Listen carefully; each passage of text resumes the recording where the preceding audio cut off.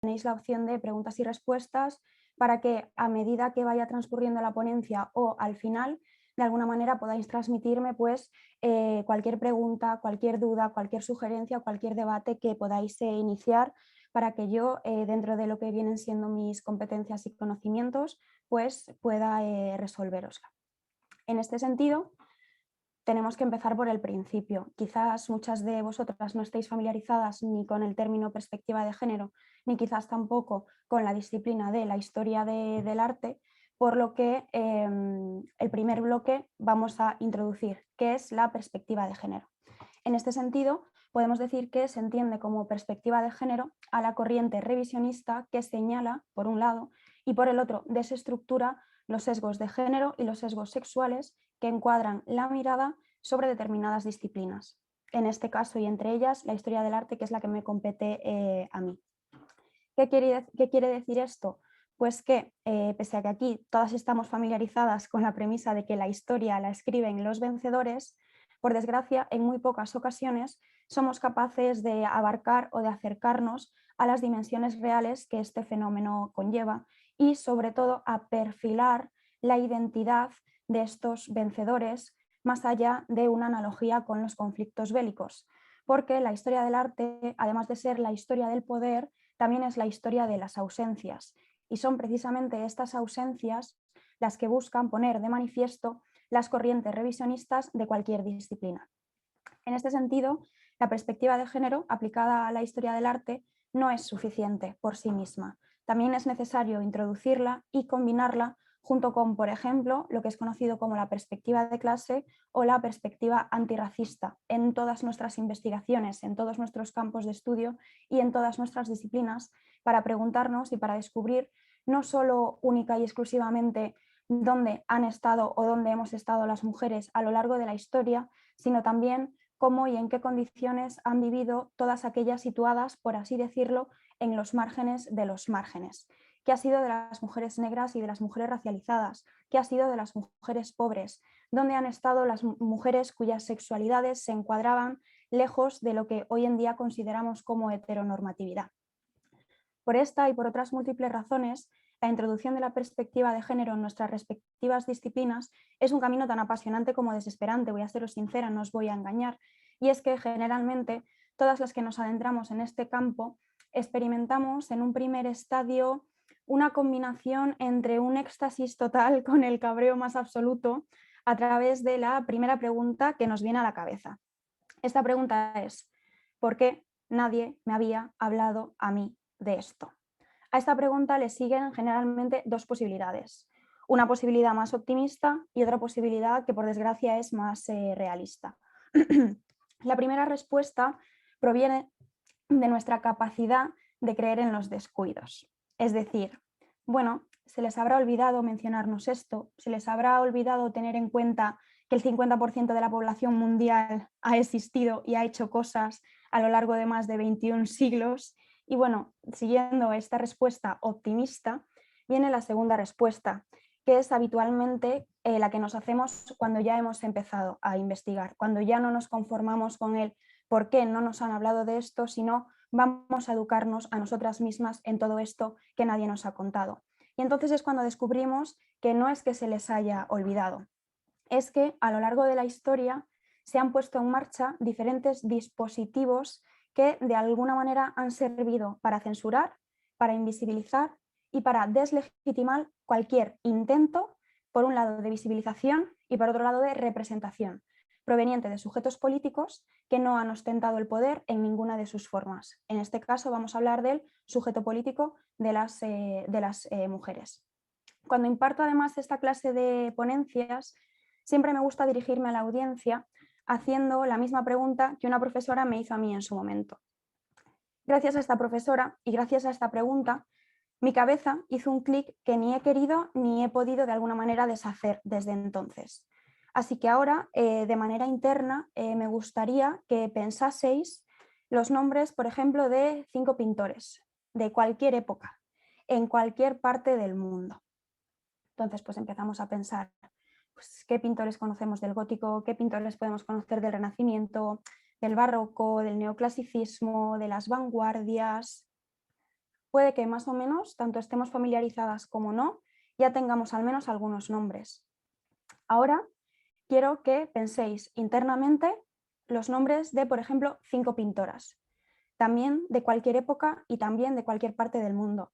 Pintoras en la Edad Media, pintoras en el Renacimiento, en el Barroco, en Neoclasicismo, Impresionismo, vanguardias, arte después de 1945, arte contemporáneo.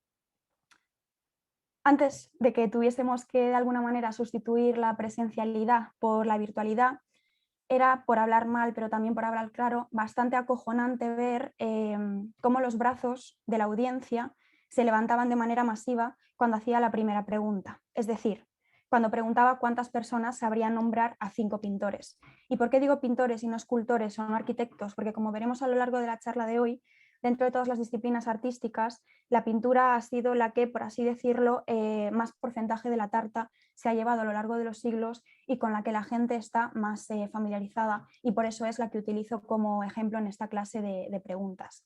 ¿Cuál era el problema? Que cuando la audiencia ya tenía sus manos y sus brazos levantados, era cuando yo les preguntaba que solo mantuviesen esos brazos levantados aquellas personas que también supiesen nombrar a 5 pintoras. Y era bastante triste porque de un 70 a un 80% de la audiencia total de las salas de repente bajaban los brazos. Y a veces, dependiendo de lo dichosa, o como decimos en Galicia, de lo rabuda que me encontrase ese día, pues yo complicaba un poco más la pregunta. Y entonces decía, ¿cuántos de estos nombres en los que estáis pensando pertenecen a personas que son occidentales o que son blancas? Y luego, ¿cuántos de esos nombres no pertenecen, que vosotras sepáis, a las clases acomodadas? Y después, ¿cuántas de esas personas no son heterosexuales? Y así iba rizando un poco más el rizo y cada vez la cantidad de brazos que permanecían levantados era inferior.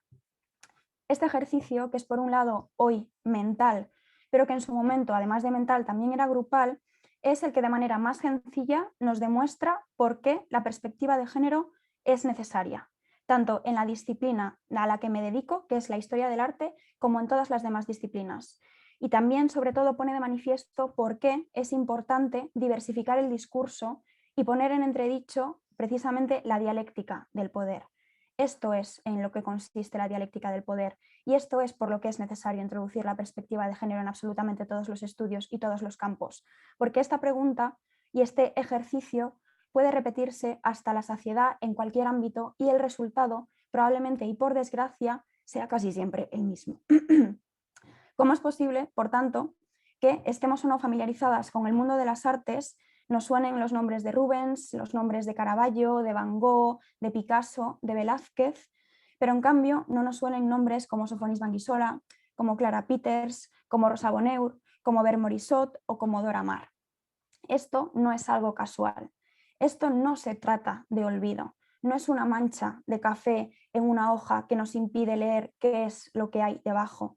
Esto, nos guste o no, queramos verlo o no, estemos dispuestas a reconocerlo y asumirlo o no, son los efectos más inmediatos que tiene el patriarcado tanto en la cultura como en la memoria colectiva, como sobre todo en la memoria histórica. Así que ahora que ya hemos sentado las bases de qué es y cómo funciona la perspectiva de género, podemos empezar poco a poco, a través de esta ponencia, a hilar cada vez más fino a través de la historia del arte para ver hasta qué punto una mirada feminista puede romper absolutamente todos los esquemas que teníamos tan bien estructurados en nuestra cabeza. Cabe decir que no espero que salgáis de esta ponencia odiando a vuestros pintores u odiando vuestros movimientos favoritos, pero sí que es cierto que espero que salgáis de esta ponencia siendo conscientes de hasta qué punto a las mujeres se nos enseña a hacer propia una mirada y una lectura que no es la nuestra, que no nos corresponde y que además no es respetuosa con nosotras mismas. Y esto, al mismo tiempo, también implica y también de alguna manera pone de manifiesto lo importante que es que nos pongamos lo que desde el movimiento feminista llamamos las gafas moradas. En el momento en el que nos las ponemos es muy complicado que podamos volver a quitárnoslas. Así que sí, si os gusta el arte o tenéis interés por él, que supongo que así es, de lo contrario no estaríais aquí, os pido disculpas porque voy a empezar a complicaros a partir de ahora un poco la vida. Pasando al segundo bloque de esta charla, que es la mitología clásica y cómo ésta naturaliza la violencia sexual hacia las mujeres y hacia otras minorías, como veremos a través de algunos de los ejemplos que voy a poneros. Y es que de manera general y a lo largo de los años he percibido que a la gente le encanta la mitología clásica, entendida por la griega y por la romana, porque al parecer lo antiguo parece que es solo lo europeo. No ha habido clasicismos en ningún otro territorio que no sea el europeo y parece que la antigüedad solo se circunscribe a Grecia y a Roma. Y además toda esta mitología griega y romana nos llega ejemplificada a través de las hazañas de los dioses, los preciosos cuerpos de las diosas y las maravillosas inmediaciones en las que aparecen representados, sobre todo a partir del Renacimiento. Muy bien. Y si os dijese, por ejemplo, que la historia de la mitología es también la historia del abuso, y si os dijese que el nacimiento de la mayoría de las deidades del panteón grecorromano o grecolatino son fruto de violaciones a mujeres, y si os dijese al mismo tiempo que la mitología es la herencia europea a través de la cual se empieza a socavar el concepto de consentimiento y al mismo tiempo se empieza a legitimar que sean prioritarias las apetencias de los hombres sobre las necesidades de las mujeres. Sí, efectivamente, a mí también me gustaba muchísimo la mitología clásica, hasta que descubrí que si la analizaba con perspectiva de género, no solo empezaría a odiar a los dioses, es que también empezaría a compadecer a las diosas y sobre todo empezaría a cabrearme con toda persona que romantizase estos mitos y como consecuencia también las obras que lo reflejan. Es decir, absolutamente todas las personas del profesorado que no he tenido únicamente en el instituto, sino también a lo largo de toda la carrera. Ahora que está tan en boga echarle la culpa de todos nuestros problemas y defectos a la astrología, esto no es una puya, yo también lo hago a veces. ¿Qué os parece si os digo, por ejemplo, que detrás del signo de Tauro se esconde un secuestro, repetidas violaciones y un posterior abandono? Y es que así es. Cuando tú te acercas a la mitología clásica desde la perspectiva de ser mujer, entiendes que Zeus, además de ser el dios de los dioses, también era el mayor agresor sexual de la historia. Zeus, por así decirlo, para que todas lo entendamos con un lenguaje y con unas situaciones un poco anacrónicas, es un poco como ese hombre pseudoaliado feminista que se pone en su biografía de Tinder un corazón morado, pero después te chantajea si no quieres mantener relaciones sexuales con él. Y por supuesto, Zeus también es el mismo tipo de hombre actual que cuando le exige responsabilidad afectiva no solo te deja, sino que además empieza a llamarte loca delante de sus colegas. Así que ahora que nos vamos a acercar a cuál es el mito del rapto de Europa, pues bueno, podemos decir que érase una vez una princesa fenicia llamada Europa, que es la figura femenina que tenéis en las tres representaciones, que estaba pues pasándoselo muy bien y de manera muy tranquila con sus amigas al lado de la orilla del mar. De repente aparece un hombre que se enamora de ella, de su físico en realidad, porque conocerla no la conocía, y entonces urde un plan para ganarse su confianza. Ese hombre era Zeus. Y Zeus generalmente lo que hacía para ganarse la confianza de las mujeres era transformarse en una cosa que él no era. En este caso decide transformarse en un toro blanco, que es también el animal que veis también en las tres representaciones. Entonces, Zeus se metamorfosea en un toro blanco y se acerca a Europa. Europa, obviamente desconfiada al ver a semejante bestia, aunque muy mansa, acercándose a ella, pues al principio desconfía. No se atreve a acercarse, no quiere acariciarlo, pero a través de este juego de confianza, pues Zeus finalmente consigue que Europa se acerque al toro, que lo acaricie y que se suba a su lomo.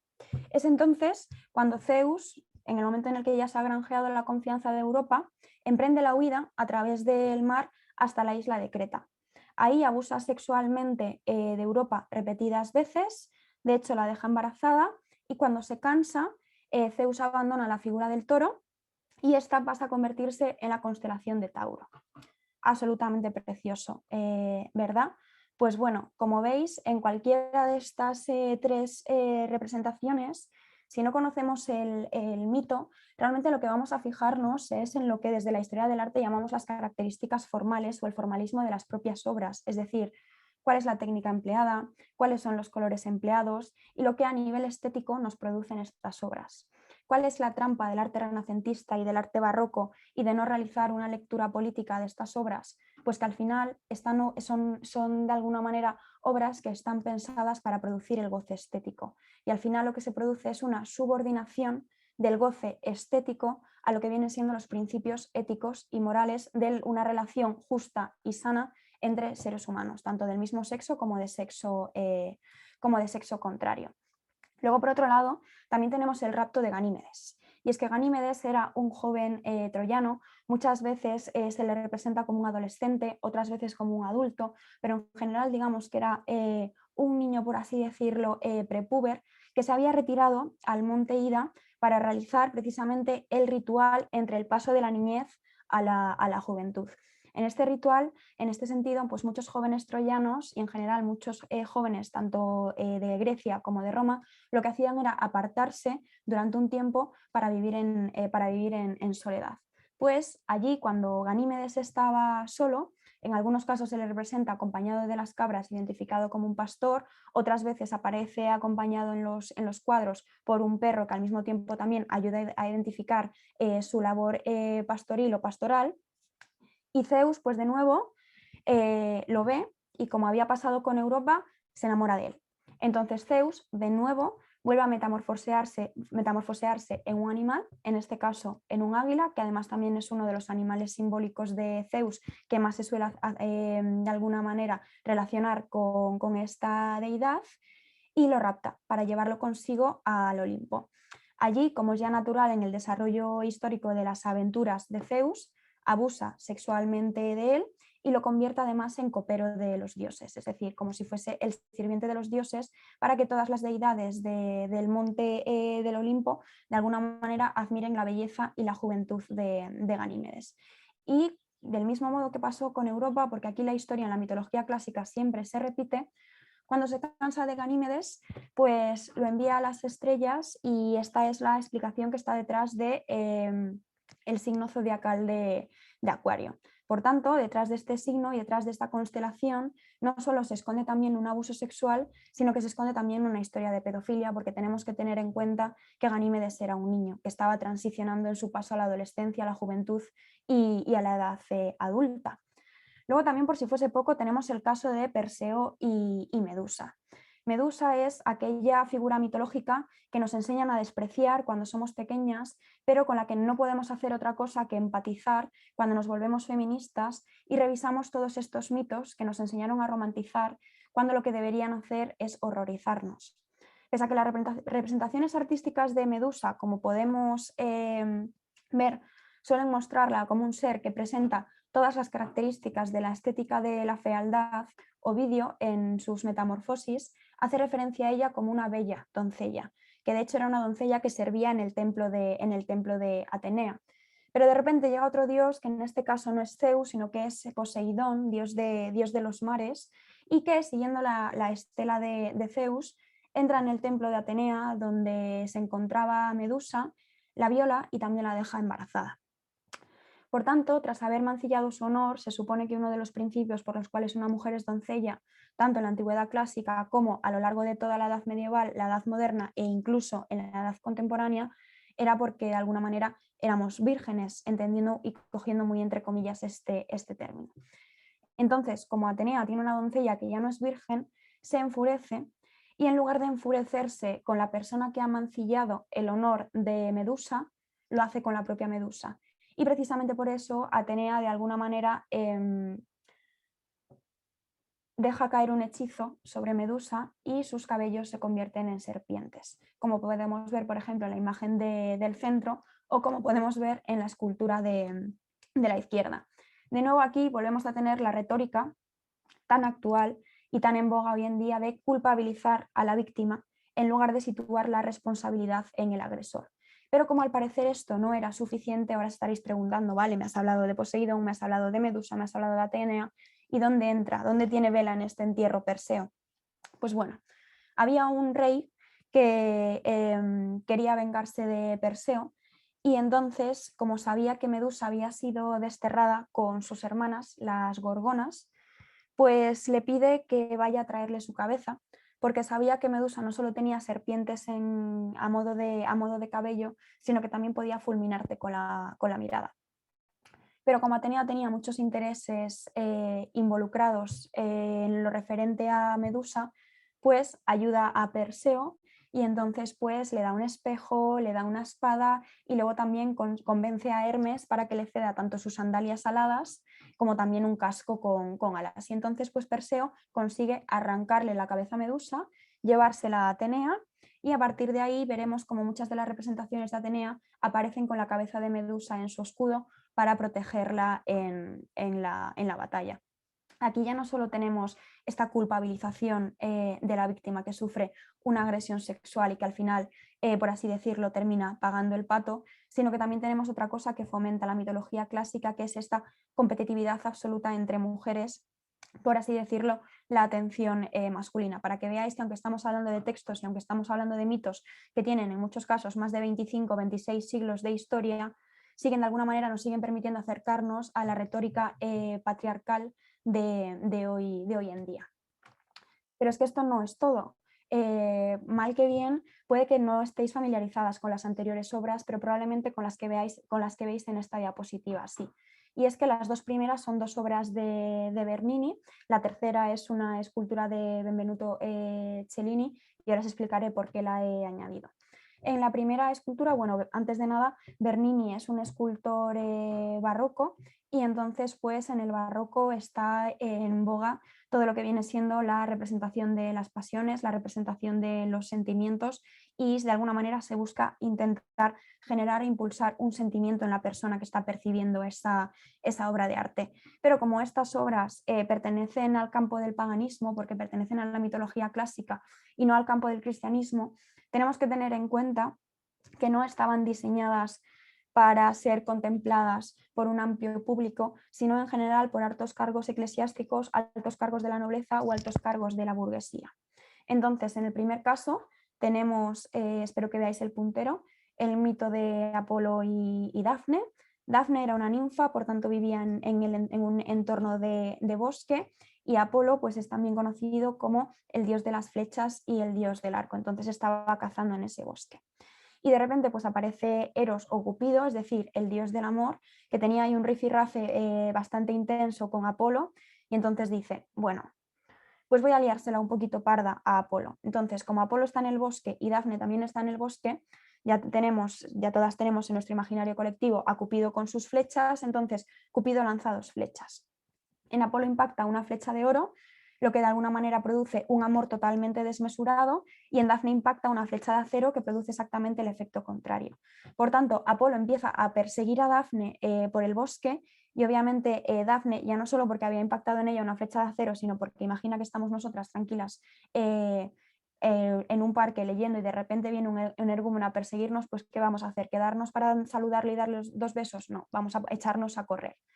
Pues bueno, Dafne al final termina pidiéndole ayuda a su padre y su padre decide que la única manera de solventar esa situación, a mí se me ocurren como 1800 cosas mejores que hacer así pensando a bote pronto, pero el padre de Dafne decide que la única opción de salvar a su hija es convertirla en un árbol y entonces convierte a Dafne en un laurel. Y precisamente esto es lo que refleja Bernini, lo que suelen representar todas las obras del mito de Apolo y Dafne. Como Dafne empieza a metamorfosear en un laurel en forma de árbol y como Apolo está a punto de alcanzarla. Luego en el centro tenemos otro rapto, que es el rapto de Proserpina o Perséfone. Es además más de lo mismo y además es curioso porque es la explicación mitológica a la primavera. Como veis, la mitología clásica sirve para dar respuesta tanto a un montón de fenómenos astrológicos como a un montón de fenómenos también climáticos o estacionales y por desgracia todos tienen una raíz en el que las mujeres quedamos muy mal paradas porque Hades vuelve a ser de nuevo esa deidad masculina que pone sus ojos y pone su mirada en una mujer que ni tiene intención de corresponderlo ni tiene intención de consentir, entonces ¿para qué entablar una conversación con ella cuando simplemente puedes cogerla, llevártela al inframundo y secuestrarla como había hecho Zeus con Europa, como había hecho Zeus con Ganímedes y como había intentado hacer Apolo con Dafne? Pues Hades exactamente más de lo mismo. En este sentido, la madre de Perséfone o Proserpina es Deméter, conocida como la diosa de la agricultura. Deméter se pone tristísima y le pide a Zeus, por aquel entonces su marido, por favor ayúdame a encontrar a nuestra hija, pero Zeus estaría muy ocupado metamorfoseando en no sé cuántos animales para seguir abusando de mujeres chiquillas y jóvenes, entonces no hace mucho caso. Pero como Demeter es la diosa de la agricultura y está tan absolutamente acongojada porque no sabe dónde está su hija, no es para menos, todo hay que decirlo, pues todos los cultivos empiezan a pudrirse, los árboles empiezan a perder las hojas y entonces pues digamos que toda la humanidad y todos los dioses se sitúan ante, por así decirlo, una época de hambruna. Entonces en ese momento cuando Zeus ve que la cosa se complica y que vaya realmente, pues a su mujer le preocupa más su hija que a él mismo, dice, bueno, pues voy a intentar localizar dónde está nuestra hija Proserpina Perséfone. Y cuando la localiza, pues envían a un emisario a buscarla con la premisa de que Perséfone no puede comer nada que pertenezca al inframundo.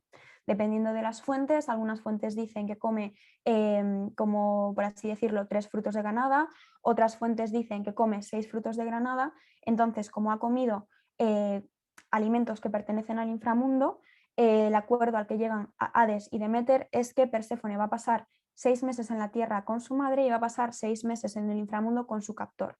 Esto se corresponde con los 6 meses de primavera y verano, cuando Perséfone está con su madre Demeter, Demeter está contenta y todo florece, y los 6 meses que pasa Perséfone en el inframundo con su captor, que se corresponden con el otoño y con el invierno, que es el momento en el que cambian los cultivos, los árboles pierden las hojas y se modifica totalmente el paisaje. Y luego en la tercera imagen he traído el rapto de las Sabinas, como no, otro rapto, más violencia hacia las mujeres, pero que en este sentido es una obra renacentista, para que veáis en muchos casos cómo la violencia legitimada a través de la mitología clásica es triple. La primera violencia se ejerce en el momento en el que se configuran los mitos en una cultura tan patriarcal como era la antigüedad clásica. La segunda violencia se sufre cuando en el Renacimiento y en el Barroco, en el momento en el que se recuperan todos estos mitos y se ajustan a los principios histórico-artísticos de ese momento, se sigue de alguna manera romantizando también en una cultura patriarcal, y por mucho que nos pensemos toda esta patraña, lo siento por decirlo así, de que ahora las mujeres ya tenemos igualdad y no tenemos nada por lo que luchar, pues es cuando llega la tercera violencia sobre esta naturalización de la violencia sexual en la mitología clásica, porque se siguen romantizando estos mitos, se sigue sin introducir la perspectiva de género en ellos y por tanto se sigue sin poner de manifiesto que lo que estamos viendo en estas imágenes, por muy virtuosa que sea la técnica, por muy alta que sea la calidad estética a la que llegan, sigue siendo la violencia hacia nosotras como mujeres. Ahora que ya hemos visto un poco todo lo que viene a ser el caldo de cultivo de la antigüedad clásica, pues probablemente muchos estéis preguntando pues qué es lo que pasa en la Edad Media.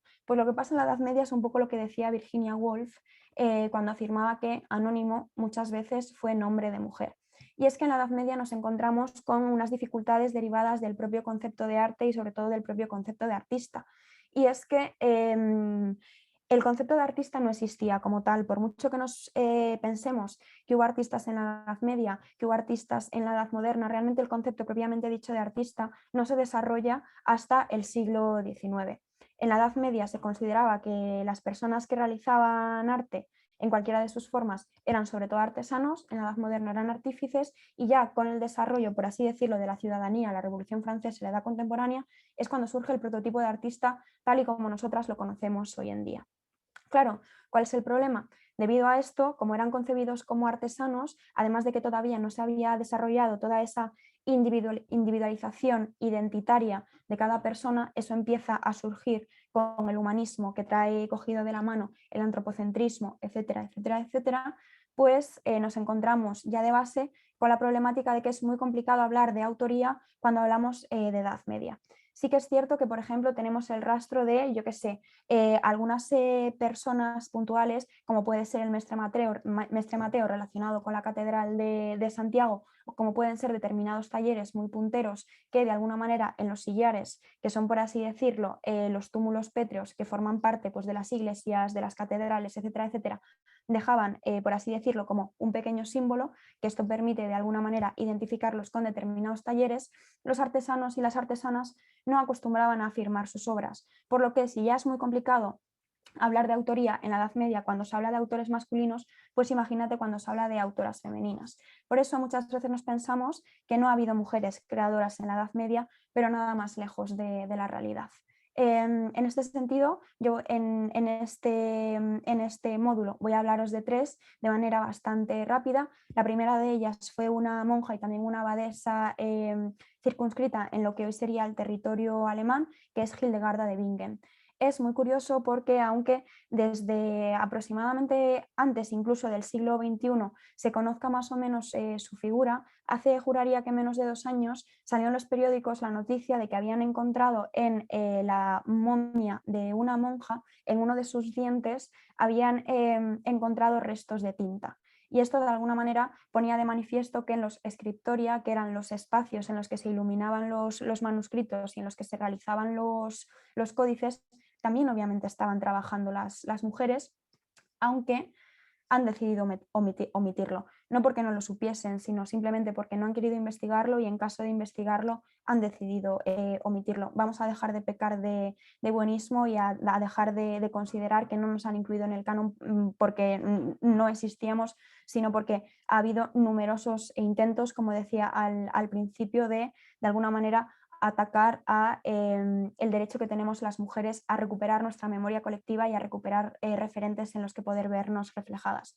Pues Hildegarda de Bingen, además de ser a nivel anecdótico una de las encargadas de introducir lúpulo en la fórmula y en la receta de la cerveza, pues fue una mística y también, por así decirlo, fue una figura a la que acudieron numerosos monarcas, numerosos papas, incluso algunos emperadores para pedirle consejo. Es decir, fue consejera de las más altas élites y también fue muy perseguida por ello. Aquí, por ejemplo, en esta representación aparece iluminada por la llama de la divinidad mientras tenía una de sus famosas visiones, y luego también fue artista porque se dedicaba a iluminar manuscritos.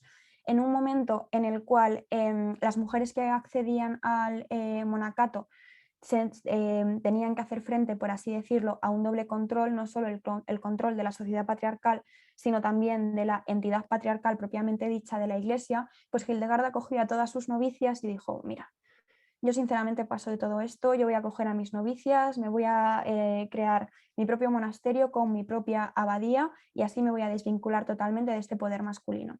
Y entonces ahí pues ella fue también compositora, le permitió a las monjas cantar y componer, porque también a las mujeres no se les permitía cantar en los espacios religiosos, siendo el canto una parte muy importante para la liturgia cristiana, en este caso también para la liturgia católica. Entonces aquí, por ejemplo, vemos una representación de cómo concebía el origen del mundo Hildegarda de Bingen. Creo que se ve claramente haciendo como una lectura simbólica toda esta iconografía vulvar y vaginal, y luego también es muy curioso porque ella no solo intentó concebir y representar el origen del mundo, sino también de alguna manera reflejar cuáles eran las dimensiones, o por así decirlo, sí, las dimensiones perfectas del hombre, como hizo Leonardo da Vinci siglos después, inspirándose en Vitruvio con su Hombre de Vitruvio. Pues Hildegarda ya había intentado hacer lo mismo siglos antes, y además, si os fijáis, lo hizo a través de una figura andrógina, es decir, una figura que es leída como una figura masculina pero que no presenta pene, sino que podría presentar vulva o simplemente siendo un ser asexuado. De alguna manera rompiendo una lanza a favor de la no identificación de esta segregación sexual que se llevaba viviendo desde la antigüedad y también en la Edad Media. Después tenemos a Sabina von Steinbach, también circunscrita dentro de lo que viene siendo el territorio de la actual Alemania. En este caso no fue una iluminadora y no fue una artista, ni una mística, ni una escritora, ni una compositora, ni una filósofa como Hildegarda, que tú dices, madre mía, Hildegarda, ¿qué no hiciste en el siglo XIII? Sino que fue escultora. Y además también hay otro problema añadido, y es que sí, en muchos casos, cuanto más pasa el tiempo, más complicado es realizar labor de archivo y labor de investigación, porque al final los legajos se pudren, se pierden, muchos no están ordenados. Pues te imagínate la dificultad añadida cuando nunca se ha puesto en valor lo que viene siendo la producción material femenina. Pues sabemos que Sabina von Steinbach existió porque pertenecía al taller de su padre. Esto es algo que veremos también en el bloque anterior, por así decirlo, como las características comunes de las creadoras a lo largo de la Edad Media y sobre todo también a lo largo de la Edad Moderna y la Edad contemporánea. Entonces, ¿cómo se la relaciona con el taller de su padre? Pues sí que tenemos documentación, aunque muy poca, sobre todas las labores escultóricas y arquitectónicas que realizó en diferentes catedrales, tanto del entorno alemán como del entorno francés. Y aquí pues tenemos una obra mucho posterior en la que de alguna manera se intenta reivindicar su figura. Muchas veces he intentado decir que la figura de Sabina von Steinbach es más un mito que una realidad. El problema es que es muy complicado rastrear su figura, no solo por las dificultades propias, como ya hemos visto, que plantea la Edad Media como contexto histórico-artístico en el que investigar autorías determinadas, sino también sobre todo por esa dificultad añadida cuando no solo estás investigando una autoría determinada, sino que además esa autoría pertenece a una mujer. Y luego, en último lugar, os he traído a una iluminadora mística, a una escultora y ahora os traigo a una escritora, a Christine de Pisan. Christine de Pisan también pertenece al entorno cortesano. El problema es que su marido fallece de forma bastante abrupta, creo recordar que fallece en batalla, entonces ella como viuda queda totalmente desatendida. Pero como se le daba bien la escritura, también se la considera como una de las primeras mujeres en Europa que consigue dedicarse profesionalmente al oficio de la escritura. Entonces Christine de Pisan además también forma parte de lo que es conocido como la querella de las mujeres, que fue una querella que entre finales del periodo de la Baja Edad Media, es decir, del gótico, y del principio de los inicios del arte moderno, es decir, del Renacimiento, se inicia contra lo que se conoce como el Román de la Rose, que esto de hecho aparece reflejado en una película que es, creo que es en el nombre de la rosa. Pues Christine de Pisan desarrolla, por así decirlo, un texto que hoy en día sigue siendo editado, así que podéis tener acceso a él para que veáis un poco lo progresista que fue en su momento y para que entendamos que las mujeres eran plenamente conscientes de que ellas merecían tener derechos, que se llama La ciudad de las damas, que es básicamente una utopía en la que ella se imagina cómo sería un mundo o cómo sería una ciudad en la que solo habitasen las mujeres y en la que precisamente empieza a echar piedras contra toda esa persecución patriarcal que llevaba a los hombres al sometimiento de las mujeres. Y aquí pues tenemos diferentes miniaturas en las que aparece ella pues vestida de azul, con ese tocado tan peculiar con el que siempre se le suele representar, y se la muestra o bien escribiendo o bien entregando algunos de sus textos o bien leyéndolos delante de determinadas personalidades. Sí que es cierto que muchas veces intento hacer de Christine de Pisan un icono protofeminista, pero tenemos que tener en cuenta que el feminismo es imposible que surja hasta pasada la Revolución Francesa, porque es cuando de alguna manera se resquebraja el sistema de jerarquización estamental y es cuando nacen las clases sociales, que siguen teniendo mucho que ver con la sociedad estamental, pero digamos que nace como el término de la meritocracia y casi parece que si eres oprimida es porque quieres, si eres pobre es porque quieres, y bueno, todas estas discusiones que parten del neoliberalismo. ¿Qué quiero decir con esto? Que al final a las mujeres de alguna manera no tenían las herramientas para organizarse de manera colectiva porque pensaban todo al final tenía un origen divino. Tú nacías en determinado estamento por decisión divina y como no había ningún tipo de movilidad estamental, pues tampoco había una manera de organizarse. Y en este sentido, Christine de Pisan defiende en La ciudad de las damas que a aquellas damas que puedan y quieran formarse se les debería permitir hacerlo. Es decir, Christine de Pisan no busca igualdad y no busca acceso a la educación para todas las damas, es decir, no busca derechos para todo el colectivo y para todo el sujeto político mujer, sino para unas pocas privilegiadas. Y al final, como el feminismo es una lucha colectiva, y en este sentido Christine de Pisan no persigue un fin colectivo, sino un fin bastante residual, pues por eso es un poco incorrecto referirnos a ella como referente protofeminista, sin que por ello le quitemos lo bailado a Christine de Pisan. Tampoco quiero que me malinterpretéis. Ahora, que ya hemos dejado atrás la edad media, vamos a acercarnos a la edad moderna, es decir, a la mujer como centro de los márgenes. Y en este módulo a mí me gustaría hablaros y explicaros un poco en qué consiste la jerarquización artística y los sesgos de género en la edad moderna. En la Edad Moderna, como bien he dicho, no solo empieza a surgir la incipiente burguesía que ya había empezado a desarrollarse a través de la Baja Edad Media, es decir, del periodo histórico-artístico del gótico, sino que también surgen los gremios. ¿Qué es lo que pasa cuando surgen los gremios, cuando surge el humanismo y cuando empiezan de alguna manera a recuperarse los tratados de arquitectura y escultura de la antigüedad y a realizarse tratados de pintura, porque se empiezan a jerarquizar tanto las disciplinas artísticas como los propios géneros artísticos. Así se establece que las artes mayores van a ser la arquitectura, la pintura y la escultura, y que dentro de estas artes mayores, en concreto la pintura, también va a haber jerarquías. Se va a priorizar el género mitológico, el género de historia y el género religioso, y de alguna manera los géneros que van a ser menores van a ser, por ejemplo, el género del retrato, el género del paisaje, el género del bodegón y más tarde cuando surja la pintura costumbrista. ¿Cuál es el problema? Se conservan muchos documentos de los propios gremios en los cuales desde los propios gremios se impedía el acceso de las mujeres a los gremios, es decir, no se les permitía oficializar su profesión, por tanto no se les permitía realizarla. Y cuando de alguna manera, porque eran hijas de una larga estirpe de pintores o cuando eran mujeres que por pertenecer a la nobleza o a la alta burguesía tenían acceso a una educación cortesana, de alguna manera decían, vale, ¿quieres pintar para entretenerte? No pasa nada, te dejamos hacerlo. Pero no puedes dedicarte a los grandes formatos porque los grandes formatos son el género de historia, el género mitológico y el género religioso y por pudor y recato no vas a poder tomar clases de anatomía. Además, no vas a poder tomar clases de anatomía y tampoco te vamos a dejar leer demasiado. Entonces, si no eres capaz de acercarte en profundidad a los mitos, si no eres capaz de acercarte en profundidad a las sagradas escrituras y si no eres capaz de acercarte en profundidad a la historia y además no te dejamos estudiar anatomía, pues es normal que las mujeres no pudiesen dedicarte a los géneros, no pudiesen dedicarse a los géneros mayores, no porque no quisiesen, sino porque, como he dicho y he repetido para hacer hincapié porque es realmente necesario que lo entendamos, había todas unas estructuras que le ponían continuamente palos en las ruedas a las mujeres para que pudiesen dedicarse a las artes. No es que no hubiese mujeres artistas, es que sí que las ha habido.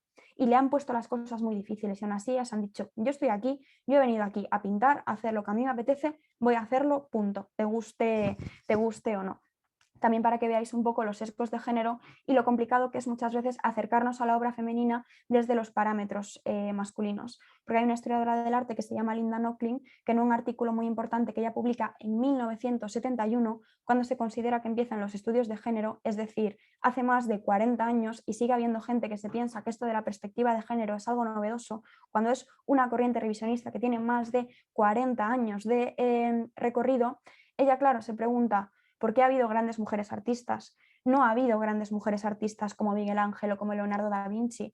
Y yo, como protohistoriadora del arte feminista que vive en 2001, me pregunto, es que ¿por qué tiene que haber una Miguel Ángel? ¿Por qué tiene que haber una Leonardo da Vinci? ¿Es que acaso se le ha pedido alguna vez a los hombres artistas que se equiparen con las mujeres artistas? ¿Es que acaso alguna vez se le ha pedido a los hombres que cumplan con unos estereotipos y con unos estándares femeninos? Entonces, ¿por qué vamos a seguir alimentando esta retórica del poder?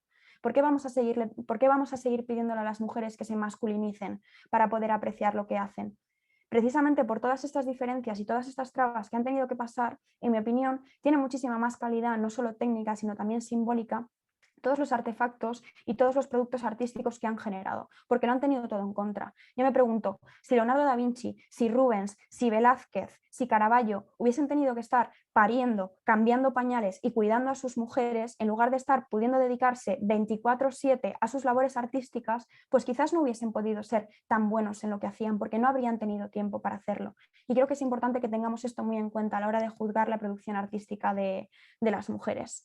Luego también es muy importante que tengamos en cuenta, creo que esto lo decía la teórica feminista Adrienne Rich, que han existido genealogías femeninas, que ha habido herencia femenina entre mujeres creadoras. Lo que pasa es que o bien no se ha tenido en cuenta o bien se ha invisibilizado. Además que es muy curioso porque siempre que se habla de inspiraciones, por ejemplo, no se puede hablar de Velázquez sin hacer una remisión a la importancia que jugó el caravallismo y Caravaggio como artista en toda la producción del barroco español, ya sea a través de la figura de Diego Velázquez como José de Rivera. En cambio, cuando tú esto lo trasladas a las mujeres artistas, parece que no se puede formar una constelación, sino que están diseminadas, que son como casos aislados, que son excepciones y nada más lejos de la realidad. Aquí, por ejemplo, os he traído 4 ejemplos de mujeres artistas que se circunscriben entre el Renacimiento y el Barroco. Empezamos con Catarina van Gemesen, que es considerada como la primera mujer, o sea, mejor dicho, la primera persona que se representa a sí misma ejerciendo el oficio de la pintura. Es decir, es la primera persona de la que se tiene constancia que en toda la historia del arte europeo se representa delante de un lienzo y cogiendo un pincel. Pues en este caso es una mujer, Katharina van Hemmesen.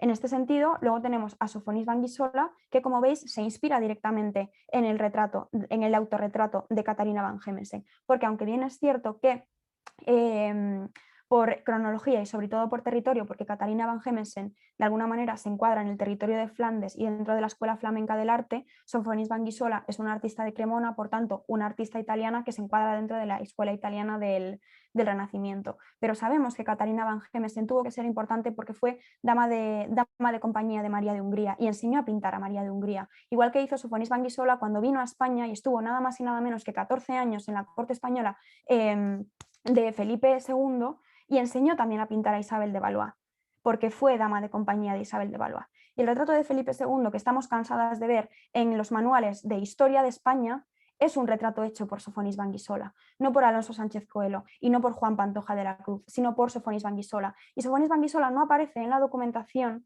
de la corte española de Felipe II porque como venía contratada como dama de compañía, en ningún momento se le pagó por ser pintora.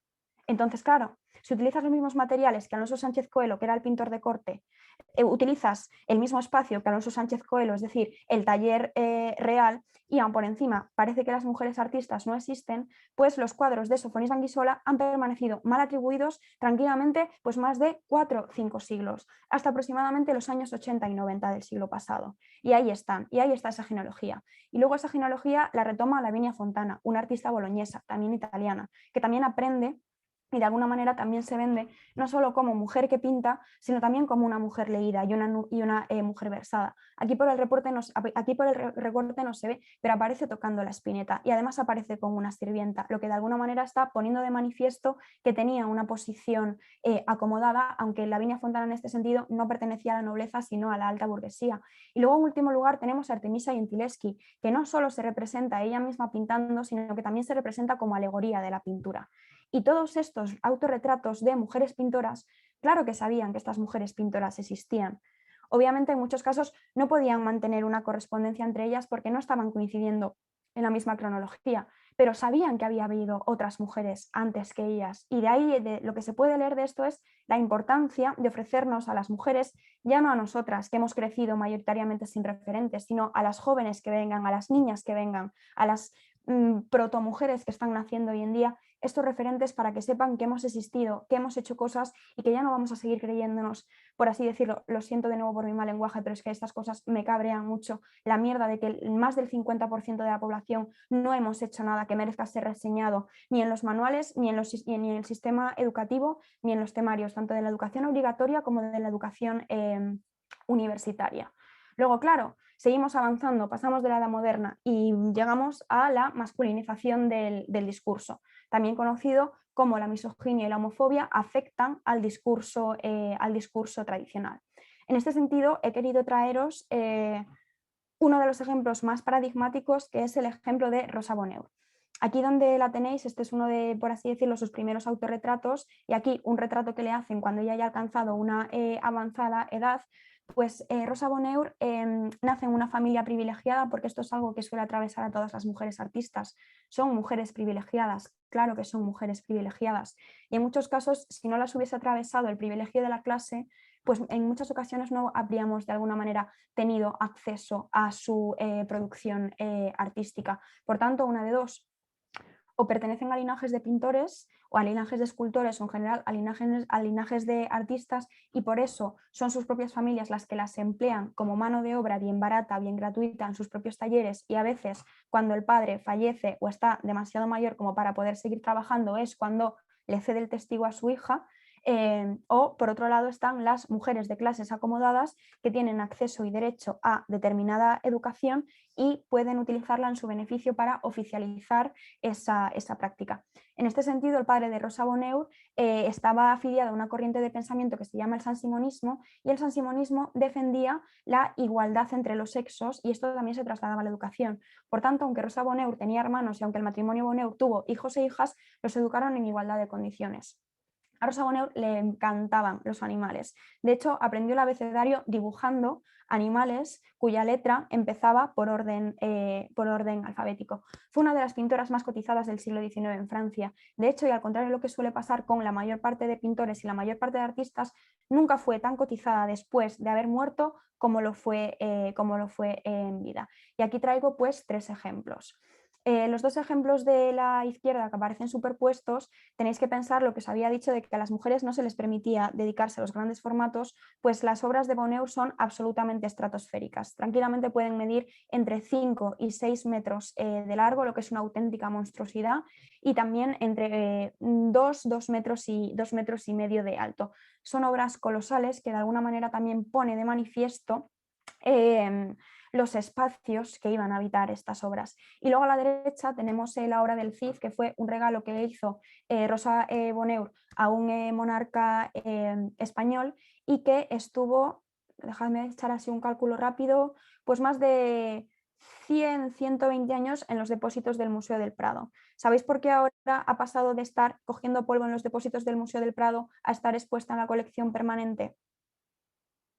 Pues porque una serie de personas relacionadas con la historia del arte emprendieron una recogida de firmas en Twitter, para que luego digan que la divulgación y que el activismo en redes sociales no sirve para nada, porque si hoy podemos ver una de las obras cumbre de Rosa Bonheur expuestas en el Museo del Prado, que en 200 años de historia solo se ha preocupado por las mujeres artistas y por la perspectiva de género en los últimos 5 años, ha sido gracias a iniciativas iniciadas en las redes sociales por personas vinculadas por la historia del arte y no por las personas, en muchos casos funcionarias del Estado, que todos los meses tienen bien calentito su sueldo por básicamente seguir ignorando lo que la nueva generación de historiadoras del arte estamos exigiendo, tanto dentro de la academia como fuera de ella. Luego, claro, tenemos la problemática de las academias. Algo que se suele decir dentro de la revisión feminista de la historia del arte es qué pasa con las mujeres en las academias. Pues que las mujeres son capaces de entrar en las academias cuando las academias ya están totalmente en declive, que es cuando se empieza a acercar la frontera de la mitad del siglo XIX y principios del siglo XX.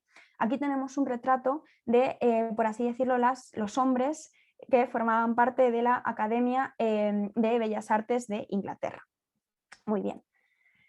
Como veis, en esta Academia de Bellas Artes, todos los académicos que aparecen reflejados eran hombres, porque en esta Academia de Bellas Artes de Londres solo se permitió el acceso a 2 mujeres.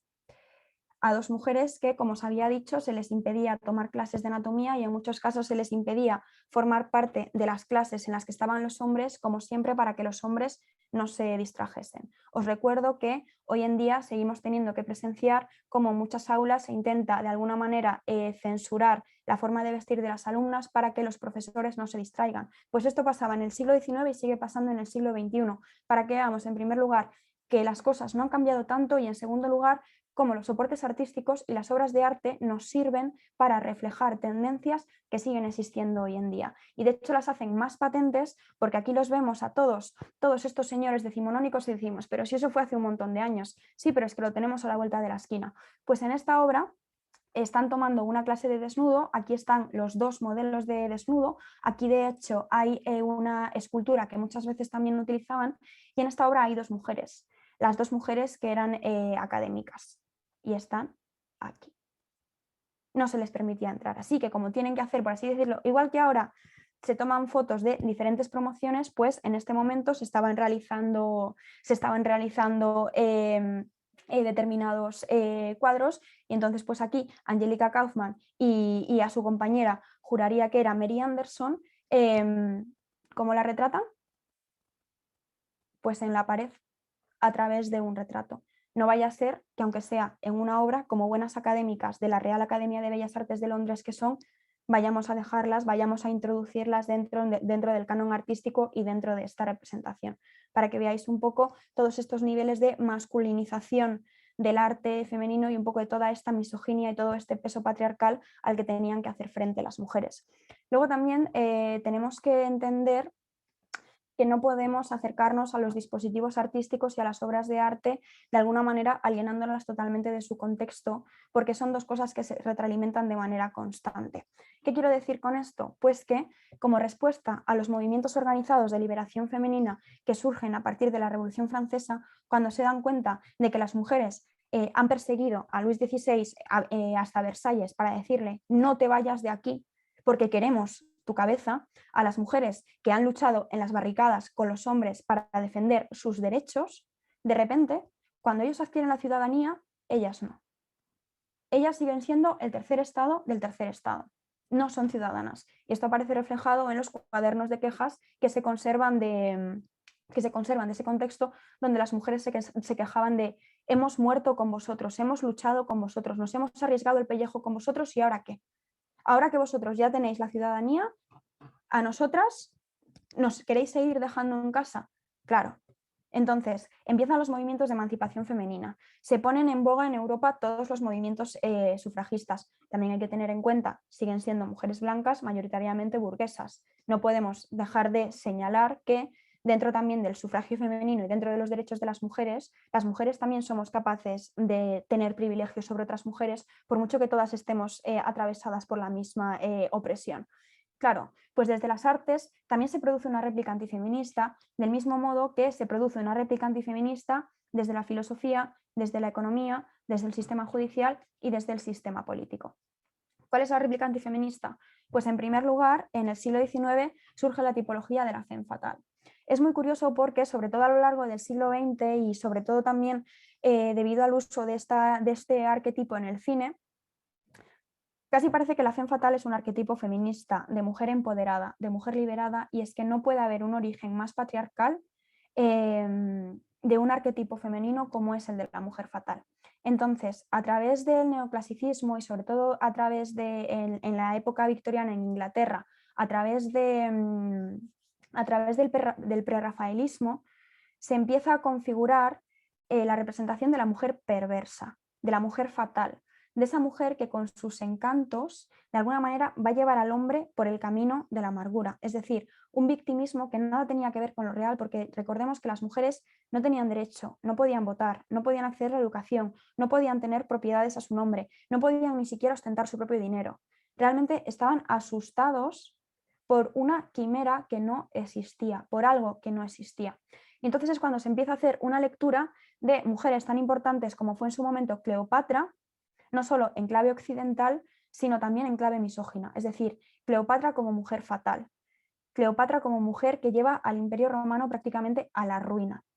Y luego también aparece la mujer fatal a través del prototipo de la prostituta, la mujer que de alguna manera está extendiendo las enfermedades y las infecciones de transmisión sexual a través de toda Europa.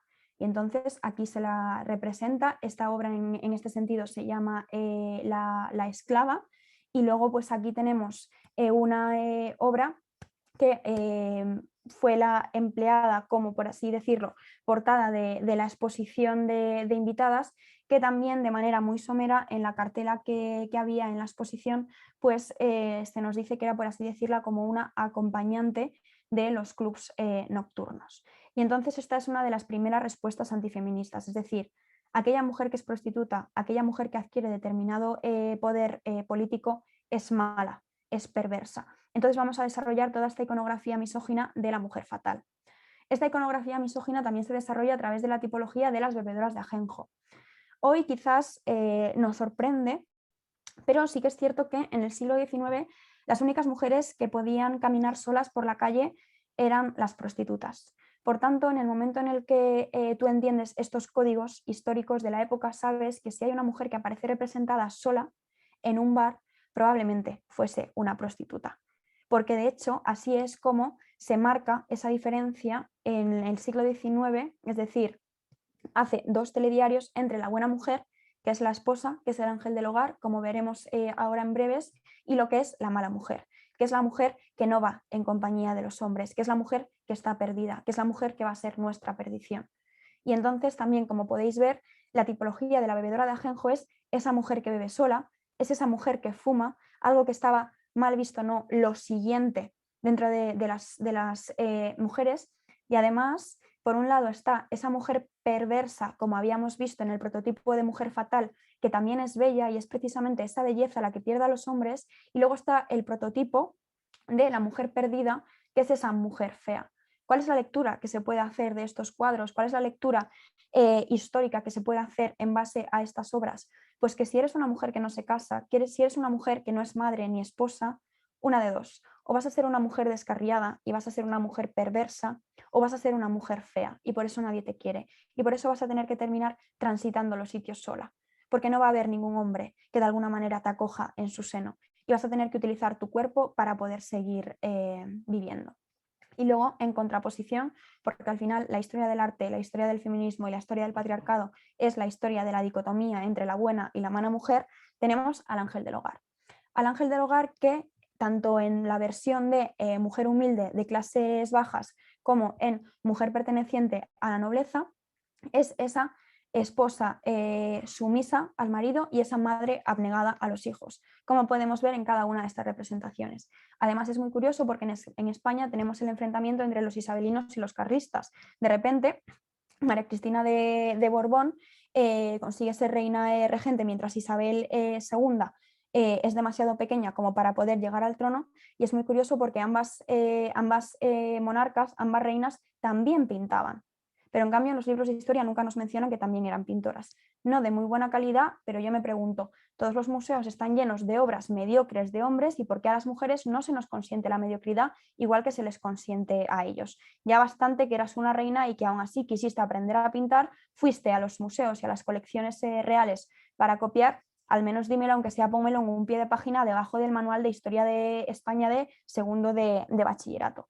Pues en la tercera imagen tenemos una obra que de hecho se llama Pintor Carlista y su familia. Tenemos que tener en cuenta que los pintores carlistas eran los que no querían que Isabel II fuese reina de España, porque madre mía, ¿cómo va a ser una mujer monarca? Básicamente, a grandes rasgos. Y entonces, a través de esta obra, ya se está legitimando cuál era la configuración que se daba de la familia en el siglo XIX, es decir, él, pintor, además carlista y vestido como tal, está pintando, mientras apoyada en el respaldo de la silla está una de sus hijas y luego otra de sus hijas pequeñas sentada al lado. Y no se ve también por el recorte, pero aquí estaría la mujer tocando el piano para, de alguna manera, entretener al marido. Aquí se ve perfectamente cuál es la configuración de la familia. La mujer existe como madre y como hija. Ya está, no hay más.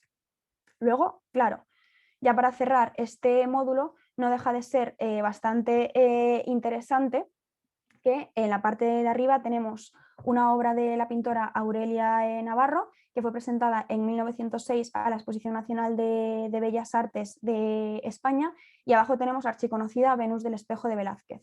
La Venus del Espejo de Velázquez está considerada como una de las obras cumbre, no solo de la obra de Velázquez, no solo de la pintura española, sino de la pintura mundial. Ha recibido elogios, se le han dedicado estudios monográficos, se ha dicho todo lo que se podía decir sobre esto, pero claro, por el recato y el pudor, en el momento en el que Aurelia Navarro en 1906 entabla una conversación con la Venus del Espejo de Velázquez, pues pese a que este desnudo de mujer de Aurelia Navarro gana una medalla de bronce en esta Exposición Nacional de Bellas Artes de 1906, recibe una crítica tan mordaz por ser una mujer pintora que se atreve a realizar un desnudo femenino, que 15 años después entrará en un convento donde morirá sin volver a producir nunca más. Para que veamos también un poco esta doble moral, y de nuevo, cuando nos acercamos a la obra femenina, tengamos en cuenta todos estos sesgos de género que han quedado patentes a lo largo de la historia del arte. Y estamos hablando de 1906, no estamos hablando de la Edad Media, no estamos hablando del barroco. No hace falta que vayamos a la Edad Media, porque realmente la institucionalización de la misoginia donde ocurre es en el siglo XIX, no sobre todo antes. Es decir, muchas de las cosas que pasan hoy en día beben inmediatamente del siglo XIX. Entonces, claro, ahora ya pasamos a la atribución como otra forma de invisibilización de la obra femenina. Y es que si tenemos en cuenta que anónimo ha sido muchas veces nombre de mujer, pero también muchas veces cuando las mujeres firmaban sus obras de alguna manera también eran mal atribuidas, como le pasó a Sofonis Banguisola y como creo que llegó a pasarle a Artemisia Gentileschi, esto también os voy a contar una anécdota que pone de manifiesto hasta qué punto no debemos pecar de buenismo cuando pensamos que, bueno, es que se les habrá olvidado incluirlas. Había una obra de Artemisia Gentileschi que no se sabía de quién era esa obra. Entonces aparecía como anónimo porque no tenía atribución. Pues de repente esa obra tiene que pasar por un proceso de restauración, entonces tú cuando restauras una obra tienes que quitarle el marco para que quede únicamente el lienzo y poder trabajar directamente sobre el lienzo. Pues en el momento en el que se retira el marco, vaya sorpresa, ¿qué estaba tapando el marco? Curiosamente, la firma de Artemisia Gentileschi, que dices tú, llega a ser la firma de Velázquez, llega a ser la firma de Rubens, no te preocupes que ya verás como ningún marco tapaba la firma, sino que estaba ahí bien para que los visitantes pudiesen verla. Una obra de una mujer artista, que además por aquel entonces no tenía el caché que tiene hoy en día Artemisia Gentileschi, no pasa nada, como va a tener más caché si es una obra no atribuida, porque así la gente solo se va a fijar en el formalismo y no de quién es la mano que la ha realizado, pues tapamos la firma, la presentamos como una atribuida y muerto el perro, se terminó la rabia. Probablemente muchas estáis familiarizadas con la obra de la izquierda, que es La Fuente, firmada por R. Muth, que es un seudónimo, y presentada en 1917. Esta obra aparece incluso en textos publicados hace un año como aparece atribuida a Marcel Duchamp. En realidad es de Elsa von Freytag, conocida como la baronesa Dada, una de las precursoras del movimiento Dada que fallece en 1927. Se conserva curiosamente una carta de que Marcel Duchamp le envía a la hermana de Elsa von Freytag en la que le dice que una amiga le ha enviado este urinario para que lo presente de manera anónima en la convención, en esta exposición. Entonces, claro, como Elsa von Freytag muere en 1927-1928, la gente, como sabían que Duchamp era un excéntrico, empieza a atribuirle la obra a él se calla. Total, quien ha tenido la idea de la obra, quien ha realizado la obra ya está muerta, no se puede quejar desde la tumba y precisamente por eso hasta que no se hacen labores de investigación y no se recupera esta relación epistolar, pues no se descubre que efectivamente la fuente, es decir, la obra más importante del arte contemporáneo, no es que no solo no pertenezca a Marcel Duchamp, sino que además salió de la cabeza de una mujer, para que luego nos vengan a decir que no ha habido grandes mujeres artistas. Luego también se nos suele decir que, por así decirlo, el precursor del arte abstracto es nuestro queridísimo Kandinsky. Pues también es mentira. La precursora del arte abstracto es Hilma af Klint, que a principios del siglo XX empieza a realizar obras como las que veis a la derecha. ¿Cuál es el problema? Que Hilma af Klint, además de que le gustaba el arte abstracto y fue la precursora del arte abstracto, sabía muy bien el mundo en el que vivía, sabía muy bien lo que suponía ser mujer y además artista, y entonces le pidió a su familia que por favor no enseñase sus obras. Hasta ahora no recuerdo si 30 o 60 años después de su muerte, y así fue. Entonces, aunque bien es cierto que Kandinsky fue el primero en exponer obras de arte abstracto, en realidad la primera mano en realizar arte abstracto fue la de Hilma af Klint. Y no os preocupéis porque si en lugar de haber sido una mujer la primera en realizar arte de este tipo, de haber practicado la abstracción, hubiese sido un hombre, los temarios estarían actualizados, los manuales estarían actualizados, porque lo más importante sería el rigor histórico. Pero como en el caso del Elsa von Freytag, seguimos acudiendo a los manuales, en las clases de la universidad te siguen diciendo que Kandinsky fue el que inventó el arte abstracto y yo me pregunto, ¿cómo es posible que una joven ingenua como yo, que ni siquiera tiene su graduada de Historia del Arte, cuento con más información y más fuentes y más estudios que señores que ya están momificados en sus cátedras? ¿Cómo puede ser que ocurran estas cosas y cómo puede ser que desde la academia se sigan legitimando? Yo dejo ahí volando la pregunta. Luego también tenemos el caso de las amantes, las esposas y las musas, que es nada más y nada menos que el problema de la subordinación, es decir, el momento en el que conviven en un mismo matrimonio dos artistas, pero como se espera que ellas sean esposas y madres, o en todo caso amantes y musas, no se le da la importancia a su obra de la que deberían. En este sentido tenemos a Berthe Morisot, que fue una de las integrantes del movimiento impresionista, también por no mencionar que fue una de sus precursoras, y al final cuando vosotras la googleáis, ¿con qué os vais a encontrar? Con que se hace referencia, no, es que era la cuñada de Manet. Y yo pensando, a mí qué me importa de quién era cuñada, porque cuando me hablas de Manet, no me hace referencia a él diciendo, es que era el cuñado de Berthe Morisot. Ahí está el problema, que al final siempre se hace una lectura de la vida y de la obra de las mujeres en clave de los hombres con los que se relacionaron y no al revés. Y aquí tenéis pues algunos de sus ejemplos, porque también es muy curioso que, como hemos visto, Bert Morisot pertenecía a una clase más o menos acomodada, entonces pues al final, ¿qué era lo que pintaba? A lo que tenía acceso. No podía ser un flaneur como eran los impresionistas, que podían salir a dar paseos por París, que podían ir a las tabernas. Una mujer no podía salir sola a dar paseos por París, no podía ir sola a las tabernas. Los hombres sí. Los hombres sí que podían salir solos a hacer pintura al plein air. Las mujeres no, porque se arriesgaban a ser acosadas, se arriesgaban a ser violadas y se arriesgaban a ser confundidas con prostitutas, es decir, confundidas con no mujeres, con qué menos que animales. También para que veamos cómo influyen todos estos estereotipos de género en el desarrollo y en el arte de las mujeres. No es que las mujeres pintasen interiores domésticos porque eran mujeres y por un esencialismo y un determinismo biológico, es que eran los espacios que la sociedad les permitía de alguna manera transitar con seguridad. Luego tenemos a Camille Claudel, una escultora absolutamente magnífica, absolutamente magnífica. ¿Cuál fue su problema? Fue apoyada por su padre para ejercer el oficio de la escultura. Entró en la Escuela de Bellas Artes y de Escultura de París, se cruzó por desgracia con Rodin, que la estuvo maltratando y machacando psicológicamente, incluso la obligó a abortar en un momento dado. Entonces, al final, ¿cuál es el problema? Cuando un hombre te machaca a lo largo de más de 10 años, pues que tú terminas destrozada y con un síndrome de estrés postraumático que no te lo puedes creer ni tú. Entonces, en el momento en el que el único apoyo de Camille Claudel, que era su padre, su padre fallece un 3 de marzo, pues yo juraría que el 10 o el 13 de marzo su hermano la ingresa de manera forzosa en un psiquiátrico del que no saldría hasta su muerte 30 años después. Es decir, esta maravillosa artista y esta maravillosa escultora pasó los 30 últimos años de su vida ingresada en un psiquiátrico sin poder generar obra y sobre todo sin poder mantener ningún tipo de relación con nadie de su entorno, porque su hermano y su madre le vetaron las visitas. Ahora ya son y 20, ya me quedan 10 minutitos, así que como al final me he extendido, porque como habéis podido comprobar, hablar de esto es mi pasión y 1 hora y media al parecer se me queda corta, voy a empezar a meter el turbo para al menos que nos quede un ratito para poder responder las preguntas que veo que ya tenéis. Luego aquí tenemos a Dora Maar.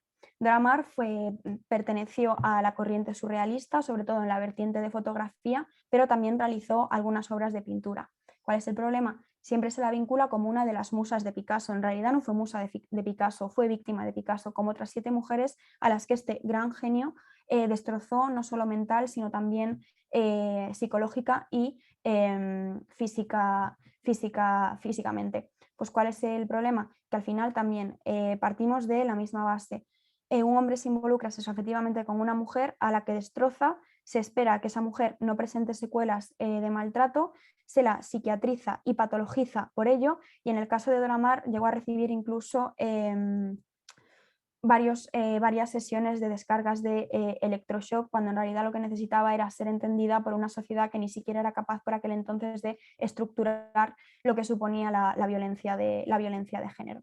Luego en este módulo tenemos por último a Lee Krasner, vinculada siempre con el expresionista abstracto Jackson Pollock.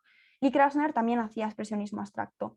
Hay que entender que pasada la frontera de 1945, después de la Segunda Guerra Mundial, el trauma europeo y el trauma mundial era tan grande que ya no tenía sentido pintar flores, ya no tenía sentido pintar figuración, porque realmente las heridas de Europa estaban abiertas, las heridas del mundo estaban abiertas, estaban viendo fotografías de cuerpos destruidos, estaban viendo lo que había hecho los nazis debido al Holocausto, estaban viendo lo que habían hecho las bombas atómicas en el continente asiático. Ya no tenía sentido el arte, ya no tenía sentido la figuración. Por eso surgen movimientos como el expresionismo abstracto, que ahora decimos, es que eso lo puede hacer mi hijo, es que eso lo puedo hacer yo. Bueno, habría que verlo.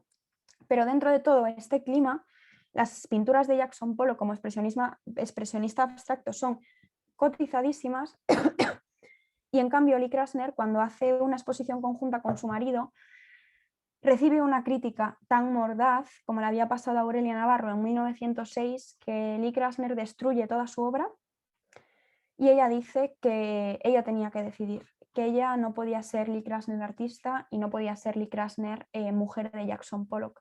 Así que Lee Krasner abandonó totalmente la pintura hasta que Jackson Pollock falleció. no sé si falleció por cirrosis o por algo relacionado, porque además también de un maltratador y de un misógino del copón, también era un alcohólico, para desgracia de Lee Krasner. Entonces, por suerte, murió joven y eso le permitió a Lee Krasner retomar su carrera como artista. Y ahora ya para terminar, llegamos a aquellos maravillosos 70, que es donde se produce la eclosión de las dimensiones políticas de la mirada feminista en el arte. Es decir, en los años 70, cuando ya más o menos se ha intentado superar un poco y ya queda un poco lejano el trauma que supuso la Segunda Guerra Mundial, también se reconfiguran las fronteras del arte, como hemos visto con el expresionismo abstracto, y también el cuerpo se empieza a constituir como soporte artístico. Y esto van a aprovecharlo las mujeres, porque para las mujeres nuestro cuerpo siempre ha sido un campo de batalla, tanto un campo de batalla propio como un campo de batalla ajeno, como decía una artista que se llamaba Bárbara Kruger en un cartel fotográfico que realizó.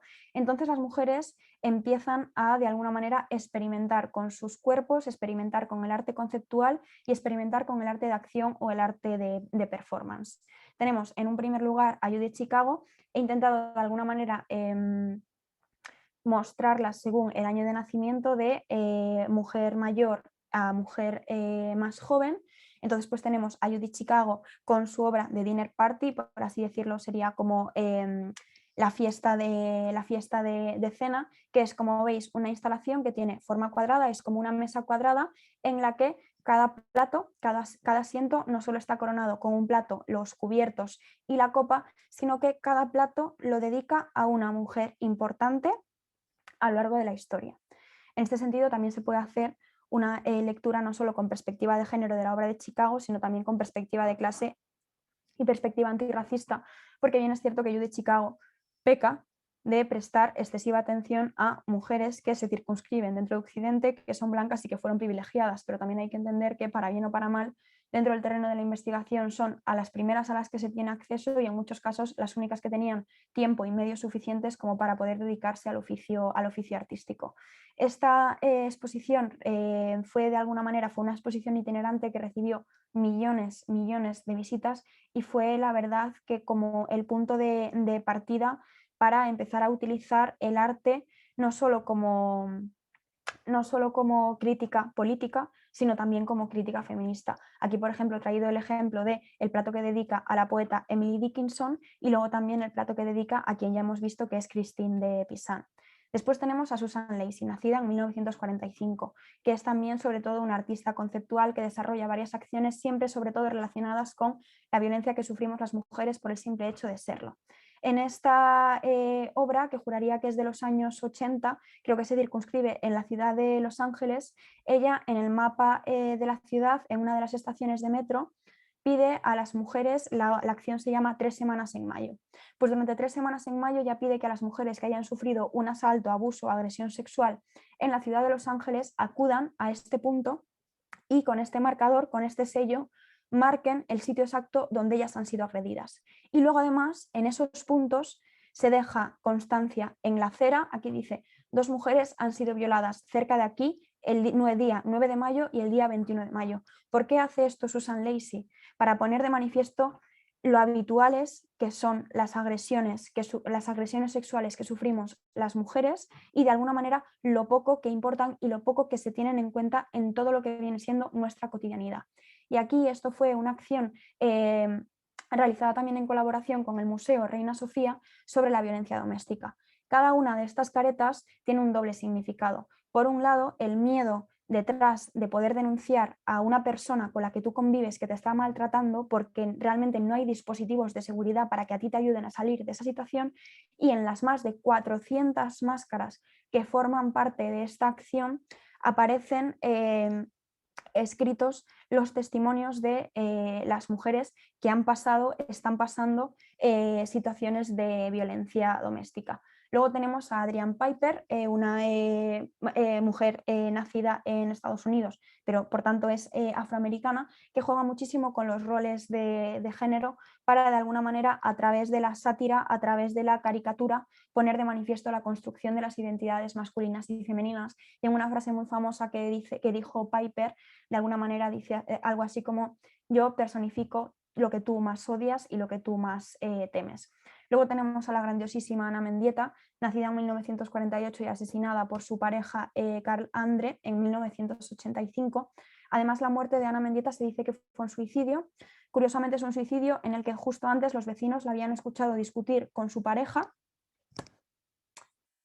y pues al parecer ella estaba discutiendo y de repente parece que le dio una neura y que se tiró, creo que por el piso número 36 de un edificio en Nueva York. Valga la redundancia, por suerte se iniciaron toda una serie de movimientos porque como Carl Andre es un artista muy cotizado, la investigación se archivó poco después, no hubo investigaciones, no hubo absolutamente nada y por eso digo que fue asesinada y por tanto es una víctima de violencia de género, aunque la justicia patriarcal no quiera reconocerlo. Y Ana Mendieta a través de su obra utiliza su cuerpo como soporte y ella de alguna manera interpela sobre todo este canon estético de la feminidad y sobre la crítica a esta, de alguna manera, sexualización y cosificación del desnudo.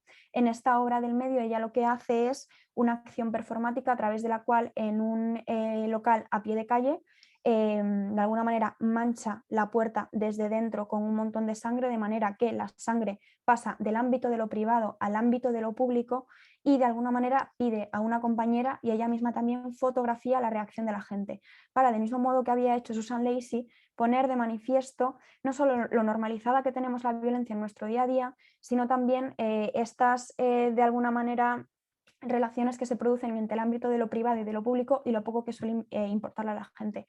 Y en la tercera diapositiva está también su performance escena de violación, en la que ella, retomando una noticia de una joven que había sido violada en el campus universitario en el que ella estudiaba, pues ella invita a sus amistades a su apartamento y finge una escena de violación tal y como ella se la imagina, sin avisar a sus amigos, para también poner de manifiesto cómo, de nuevo, esa distancia que solemos tomar entre, como sociedad respecto a la violencia sexual, cuando literalmente podría pasarnos a cualquiera en cualquier situación y sobre todo a manos de cualquier persona. No tiene por qué ser un desconocido que nos cruzamos por la calle, ya que de hecho las estadísticas demuestran que suelen ser generalmente hombres de nuestro entorno, ya sea de nuestro entorno de amistades o de nuestro entorno familiar. Aquí tenemos a una de mis artistas favoritas, que es Jenny Holzer, nacida en 1950 y que sigue viva actualmente, que es también una artista conceptual que trabaja sobre todo con los soportes efímeros. Aquí, por ejemplo, ella realizó una proyección sobre este edificio de Nueva York y es una proyección que dice estoy despierta en el lugar donde las mujeres mueren o estoy despierta en el lugar donde matan a las mujeres.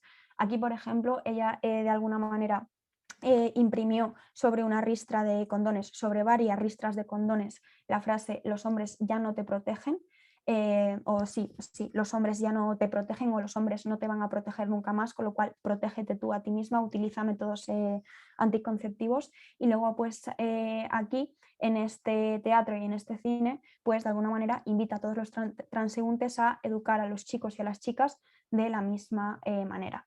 Y luego también, para romper todo este discurso hegemónico de la historia del arte, tenemos a una artista bastante joven que es Armonia Rosales, que nace en 1984 y que sigue viva en la actualidad, y ella lo que hace es tomar obras cumbre de la historia del arte o toda esta cosmogonía de la historia del arte y todos estos estereotipos y todo este imaginario colectivo, y lo que hace es trasladar toda la blanquitud a la que estamos acostumbrados en la historia del arte y toda la blanquitud que hemos visto a lo largo de esta ponencia e invierte totalmente los roles, entonces introduce de nuevo a todas esas ausencias, no solo la ausencia de las mujeres, sino también la ausencia de las mujeres negras en todo el discurso de la historia del arte. Y por último tenemos a las Guerrilla Girls, que son un colectivo de artistas que se fundan en 1985 y que ahora de vez en cuando también siguen haciendo determinadas actuaciones. El primero es un cartel que dedican al Museo Metropolitano de Nueva York, que la pregunta que hacen es, ¿tienen las mujeres que estar desnudas para entrar en el Museo Metropolitano? Menos del 5% de los artistas de la sección de arte moderno de este museo son mujeres, pero en cambio el 85% de los desnudos de este museo son femeninos. Y luego en el cartel de ventajas de ser una mujer artista, pues por ejemplo te dicen trabajar sin la presión del éxito, no tener que preocuparte de ser expuesta junto a los hombres, qué más cosas, ver cómo tus ideas cobran vida a través de la obra de otras personas. Y para no extenderme más, hasta aquí hemos llegado. Muchas gracias. Siento haberme extendido con el tiempo. Espero que os haya gustado y ahora solo necesitaría saber si, Yara, tengo permiso para responder algunas preguntas y respuestas. Si, como ya he abusado del tiempo, lo dejamos aquí, tú dime y vemos qué hacemos. Hasta donde tú quieras, Eugenia. Alárgalo lo que necesites. Vale, yo por mí sí que me gustaría, porque no me gusta que sea algo como unidireccional, así que, a ver, voy a ver aquí, responder en directo. Vale, la pregunta es, Lía pregunta, ¿el rapto de Proserpina no reflejaría en cierta forma el síndrome de Estocolmo?